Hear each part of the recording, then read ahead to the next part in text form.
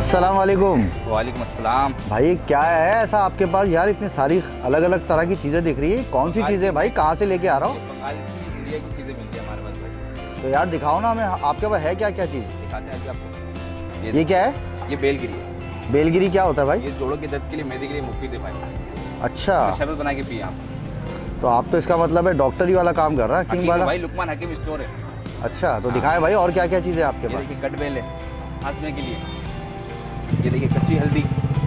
कच्ची हल्दी? कच्ची जो हल्दी। नॉर्मल हल्दी होती है वो है? नहीं, ये कच्ची हल्दी है, बिल्कुल देसी हल्दी है। नॉर्मल हल्दी में तो वो तो आम होती है। ये देखिए ये किस तरीके? इसका पाउडर बनाइए। अच्छा, ये पाउडर बन के इस्तेमाल होता पाउडर है। बन के इस्तेमाल करिए आप इसका। और ये क्या चीज़ है भाई? ये लाल बादाम। अच्छा, ये नॉर्मल जो मिलते नॉर्मल हैं। जो मिलते हैं, खाते हैं बच्चे शौक से खाते हैं। देखिए ये देखिए अनारकली, अनारकली? फूल की बोतल। आंवला। अच्छा, ये आंवला है बालों पे लगाने के लिए? बालों के लिए होता है, इसका तेल बनता है। रीठा आंवला सुना होगा आपने।